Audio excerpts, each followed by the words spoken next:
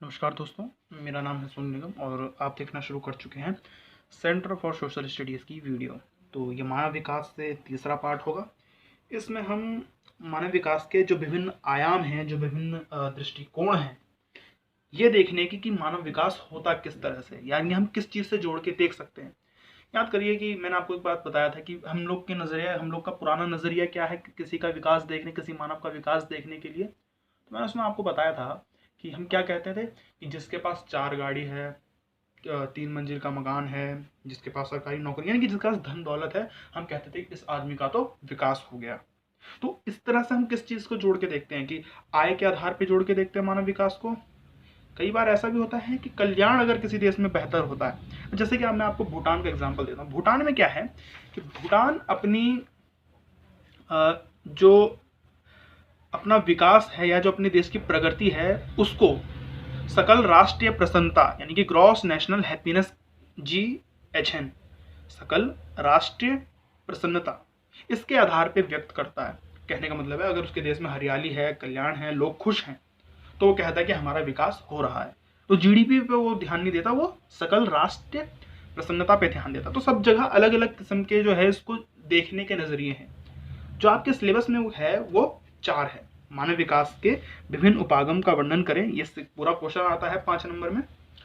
आपसे पूछ सकता है, 1 नंबर में आपसे पूछ सकता है कि मानव विकास क्या है और उसके विभिन्न आयामों को या विभिन्न उपागमों को बताएं। तो एक है आय उपागम, कल्याण उपागम, आधारभूत आवश्यकता उपागम और क्षमता उपागम। तुम एक एक करके हम इसको समझते हैं। आय उपागम क्या है, मैंने जैसा आपको बता दिया कि ये आय से जोड़कर देखे जाने वाला एक उपागम है और ये सबसे पुराना उपागम है, यानी कि पुराने समय से हम इसका ध्यान देते, इस पे जोर देते हैं। यह मानव विकास के सबसे पुराने उपागमों में से एक है। इसमें मानव विकास को आय के साथ, आय मतलब इनकम के साथ जोड़कर देखा जाता है।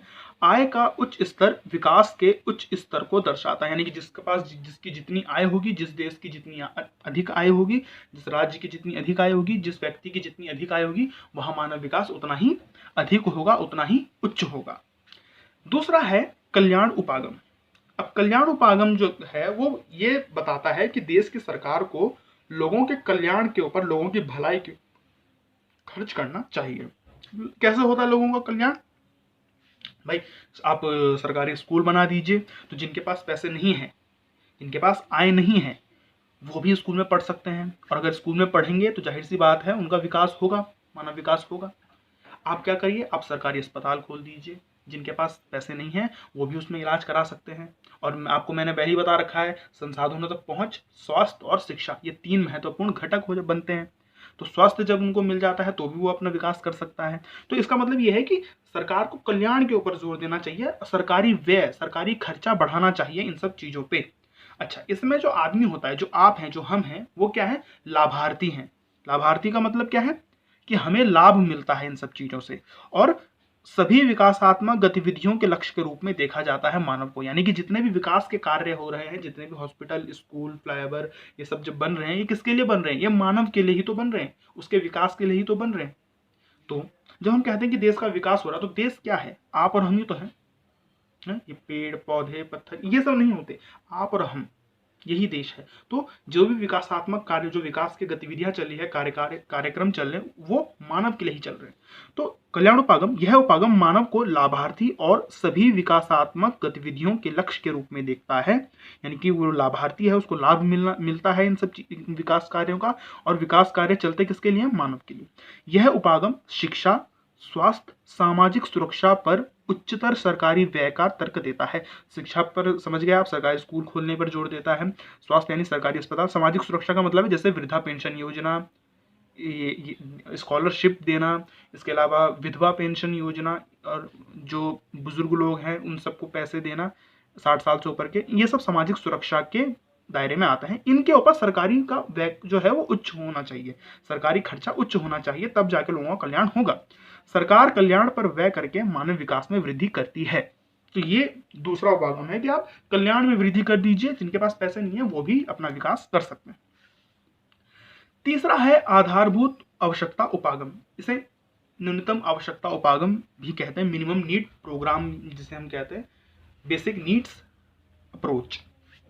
तो बेसिक नीड्स क्या होती है, किसी आदमी को जीने के लिए सबसे महत्वपूर्ण चीज़ें क्या है? आप कहेंगे कि रोटी, कपड़ा, मकान, है ना? बिल्कुल सही बात है। लेकिन अंतर्राष्ट्रीय श्रम संगठन, इंटरनेशनल लेबर ऑर्गेनाइजेशन ने कुछ 6 आवश्यकताओं को पहचाना है। इस उपागम को अंतर्राष्ट्रीय श्रम संगठन ने प्रस्तावित किया था। इसमें 6 आवश्यकताओं की पहचान की गई, जैसे कि शिक्षा। 6 देखिए, 6 कौन से हैं वो? जो ज़रूरी लोगों को जो आधारभूत हैं, जो बेसिक हैं, जो मिनिमम है, जो मिलने ही चाहिए, कम से कम ये तो मिलने ही चाहिए। ऐसे 6 आवश्यकताओं की उन्होंने परिकल्पना की और कहा कि ये तो मिलने ही चाहिए लोगों को, तभी जाके जो है विकास, मानव का विकास हो सकता है। तो कौन से हैं वो 6? शिक्षा, भोजन यानी कि खाना, जैसे रोटी कहते हैं, जलापूर्ति यानी कि साफ जल, पीने वाला साफ जल, स्वच्छता, सैनिटाइजेशन, स्वास्थ्य, हेल्थ, आवास यानी कि घर।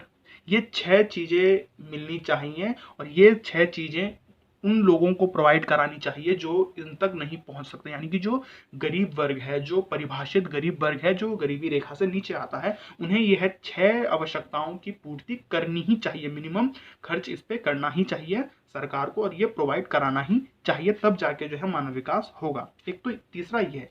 तो इसमें गरीब वर्गों को मूलभूत आवश्यकताओं की व्यवस्था पर जोर दिया जाता है। तो अगर आप अपनी एनसीईआरटी की किताब देखेंगे तो उसमें पेज नंबर 27 पे ही आपको दिया हुआ है। आपका जो 5 नंबर का आंसर आता है उसमें ये पूरा लिखना होता है। ये आप इससे छोटा अगर आप लिखेंगे तो बात नहीं बनेगी, इससे बड़ा अगर आप लिखेंगे तो वेस्ट है, बहुत ज़्यादा हो जाता है। तो ये आप कंसिडर कर सकते हैं पूरा आंसर लिखने के लिए, और आप लोग लिखा करिए इसे जब आप वीडियो देखते हैं। तो आखिरी है क्षमता उपागम।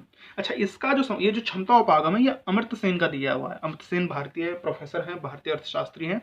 उन्होंने कहा उपागम को जो है क्षमता के साथ जोड़ दिया। उन्होंने कहा कि हमें ऐसे काम करने चाहिए, मानव को उस तरह का मानव बनाना चाहिए कि वह अपनी क्षमताओं का निर्माण कर सके, यानी कि उसे उस तरह का कौशल प्रोवाइड कराना चाहिए जिससे उसकी क्षमताएं बढ़ें। वो किसी भी रूप से हो सकती है, जैसे कि अगर आप किसी को शिक्षा प्रदान करते हैं तो भी उसकी क्षमता बढ़ती है। एक 3री क्लास तक पढ़ा हुआ व्यक्ति, एक 12वीं क्लास के पढ़े हुए व्यक्ति, इन दोनों में से आप बताइए क्षमता किसकी ज़्यादा होगी? तो आप बोलेंगे कि 12वीं क्लास के पढ़े हुए व्यक्ति की क्षमता ज़्यादा होगी। वो बात अलग, कुछ केस में उसकी 3री क्लास तक की भी हो सकती है ज़्यादा, लेकिन शिक्षा के आधार पर क्षमता किसकी ज़्यादा होगी? 12वीं क्लास। तो हमने क्या किया? शिक्षा प्रदान की और उस मानव की क्षमता बढ़ाई। या स्वास्थ्य सेवाएं किसी प्रदान की, तो जब जो बीमार व्यक्ति होता है वो ठीक प्रकार से काम नहीं कर सकता, लेकिन अगर आपने उसको स्वास्थ्य सेवाएं प्रोवाइड कराई है तो उसकी क्षमताओं का निर्माण होगा और फिर वो अपना विकास कर सकता है, मानव विकास हो सकता है। तो इस उपागम का संबंध अमर्त्य सेन से है। संसाधनों तक पहुंच के क्षेत्रों में मानव क्षमताओं का निर्माण करना बढ़ते मानव विकास की कुंजी है। यानी कि अगर मानव संसाधनों तक पहुंच बढ़ता है, मानव की संसाधनों तक पहुंच बढ़ती है, शिक्षा तक, स्वास्थ्य तक, रोजगार तक, इन सब चीज़ों तक मानव की पहुंच बढ़ती है तो मानव विकास बेहतर होगा। ये 4 उपागम हैं कि हम किस तरह से मानव विकास को देख सकते हैं कि कब कब मानव विकास होगा। एक आय उपागम है कि आय के लिहाज से हम देख सकते हैं। एक कल्याण उपागम है जिसमें हम कल्याण के लिहाज से देखते हैं। एक आधारभूत आवश्यकता उपागम है जिसमें हम मिनिमम नीड्स प्रोवाइड करा के, या न्यूनतम आवश्यकता जो होती है, जो कम से कम मिनिमम ज़रूरतें होती हैं लोगों की, वो प्रोवाइड करा के। और चौथा है क्षमता उपागम जिसमें हम क्षमता बढ़ाते हैं मानव की और उसका विकास पे जोर देते हैं। तो ये पूरा इसका एक्सप्लेनेशन है। वीडियो पसंद आए तो लाइक करिए, 12वीं क्लास के अन्य छात्र तक इसे शेयर कीजिए और चैनल को सब्सक्राइब करें। धन्यवाद।